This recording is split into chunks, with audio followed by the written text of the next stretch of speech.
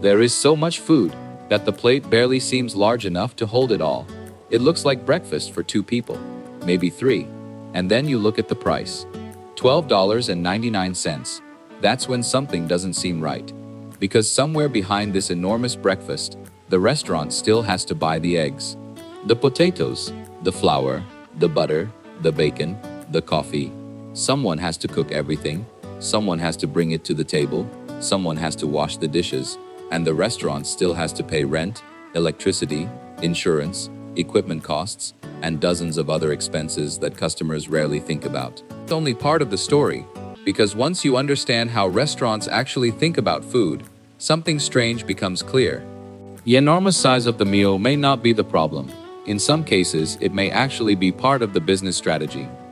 When customers look at a breakfast plate, they see food. Restaurant operators see something very different. They see ingredients. And more importantly, they see ingredients with very different costs. Imagine that enormous diner breakfast again. Those 3 pancakes may dominate the plate, but pancakes are mostly built from relatively basic ingredients: flour, liquid, eggs, leavening, and other components depending on the recipe. Then there are the potatoes. A huge pile of hash browns can take up an enormous amount of space.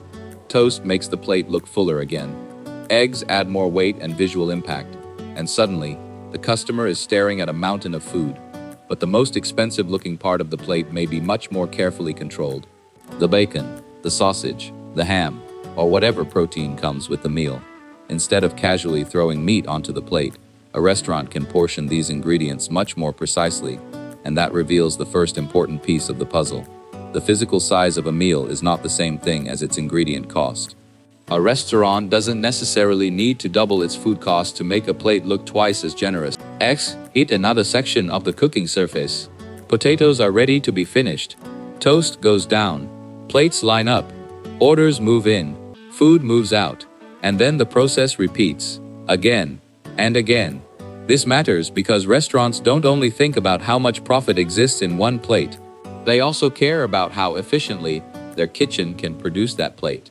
Imagine a meal that requires a cook to spend a long time preparing one highly specialized order, using ingredients that appear nowhere else on the menu. Now compare that with a breakfast built from ingredients the kitchen uses constantly. Not because the restaurant has discovered some magical source of free food, but because the meal has been designed to fit inside a system. A system built around purchasing, preparation, repetition, and speed. Yet even the most efficient kitchen in America has one enormous weakness.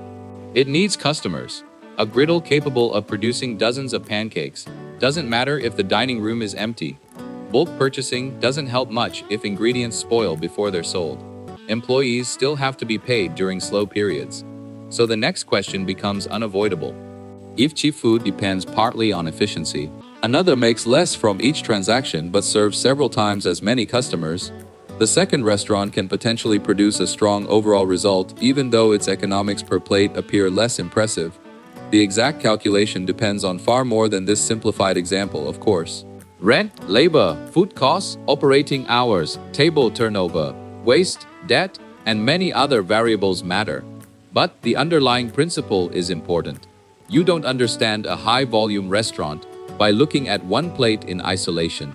A diner may serve breakfast after breakfast after breakfast. Tables fill, customers eat, tables clear. Another group comes in. The kitchen repeats many of the same processes using many of the same ingredients. Low prices can help maintain that traffic, and traffic helps make the operating system worthwhile. So now we appear to have an answer. Use ingredients intelligently. Buy at commercial scale. Keep the kitchen efficient. Serve a lot of customers. And accept a lower margin where the economics support it. Simple. Except there is a problem. If the restaurant already has hundreds of customers coming through the door, why continue giving them such enormous portions? Why not remove one pancake? Cut the potatoes by 20%. Serve 2 strips of bacon instead of 3? Most customers would probably still leave full. The restaurant could save thousands of portions of ingredients over time. Or why not simply raise the price? If people already love the restaurant, adding $1 or $2 to a popular meal could significantly increase revenue. From a purely defensive cost perspective, the obvious strategy would seem to be give customers slightly less, charge them slightly more. But many restaurants have built their reputations doing almost the opposite. Why deliberately give customers more food than they need? Imagine two restaurants next to each other. Both serve breakfast. At the first restaurant, $11.90. You wouldn't believe how much food they give you. They leave a review. The portions are huge. They take a picture. They post it online. A tourist sees it. A local hears about it. Someone brings their family next weekend because they want to see the enormous breakfast themselves. Now consider what just happened. The restaurant spent a little more on food. But that extra food may have helped create word-of-mouth advertising. The giant portion has become part of the restaurant's identity. This is especially powerful because food is visual. Nobody takes a photograph of a restaurant's efficient inventory system. Nobody posts a viral video about carefully managed overhead. But a pancake the size of someone's head? That gets attention. A sandwich that barely fits in your mouth? That gets attention. A plate that looks like it should feed a family? That gets attention. So reducing the portion might save money on ingredients while simultaneously weakening the exact thing that makes the restaurant memorable. Because the advertised price and the final check are not always the same thing. Coffee matters. Drinks matter. Add-ons matter. Size matter.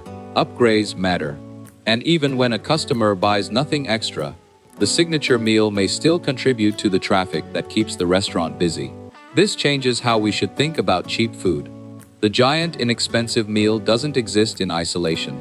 It sits inside a menu, and the menu sits inside a larger business. Now the strategy starts looking surprisingly clever. Use a visually impressive meal to create strong value. Use that value to attract customers. Use volume and kitchen efficiency to support the price. Then allow the rest of the menu to contribute to the economics of the visit. If that's the formula, though, another question becomes obvious.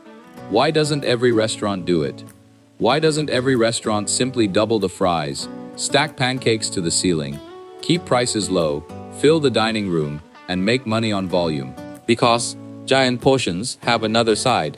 And if a restaurant gets the calculation wrong, generosity can become extremely expensive. Food prices don't stay still. Egg prices can jump. Beef can become more expensive. Cooking oil can rise. Dairy can rise. Labor costs can increase. And not every part of American food culture celebrates enormous portions. But in certain categories, generosity became a recognizable selling point. A full plate sends a simple message. You are not being cheated. You are getting something substantial for your money. And that's especially powerful because portion size is visible. Customers can't immediately see a restaurant's rent. They can't see supplier contracts.